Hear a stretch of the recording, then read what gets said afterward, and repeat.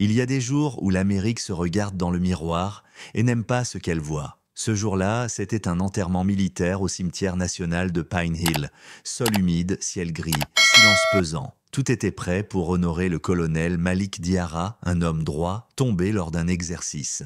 Les bottes claquaient, les drapeaux flottaient, les familles se tenaient droites, brisées mais dignes. Et puis, il y avait la générale Aïssa Lambert. 56 ans, dos droit comme un fusil, des médailles plein la poitrine et ce genre de regard qui dit « J'ai tout vu, tout encaissé, mais je suis encore là ». Elle parlait de son vieil ami Malik, elle racontait pas juste le soldat, mais l'homme, le mari, le père, le frère d'armes. C'était fort, c'était simple.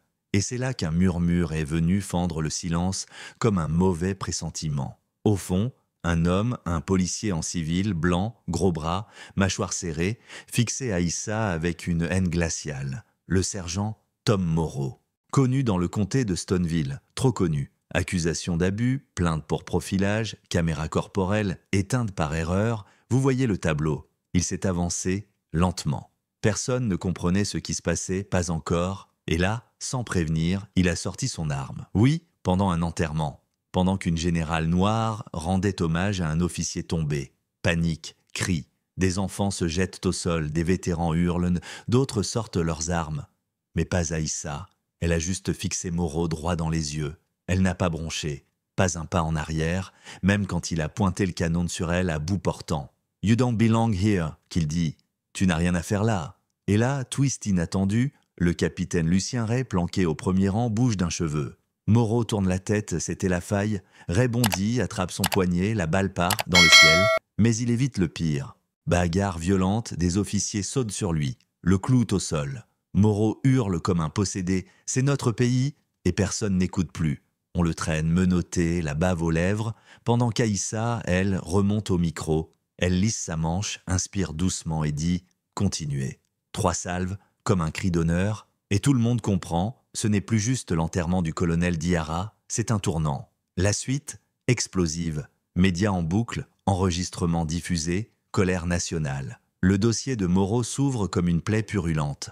15 ans de service et 15 ans de silence complice. Le procès, lui, c'est un spectacle. Témoins, vidéos, cadets en larmes. On passe en boucle ces mots « Elle n'a pas sa place dans cet uniforme ». Et le coup de massue, c'est le juge Duroc, ancien des forces spéciales, qui lui balance ça. Vous avez pointé une arme sur une femme désarmée devant sa nation. Pas par peur, par haine. Alors non, monsieur Moreau, c'est vous qui n'avez pas votre place ici.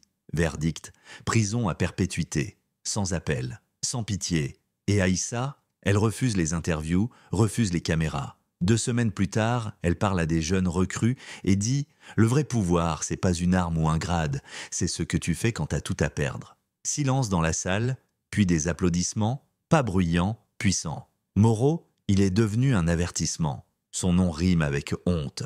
Et dans tout le pays, on commence à se poser la bonne question. À qui confie-t-on vraiment le pouvoir? Alors voilà, c'est justice ou simple sursis? Changement réel ou illusion temporaire? À vous de juger. Dites-nous ce que vous en pensez dans les commentaires.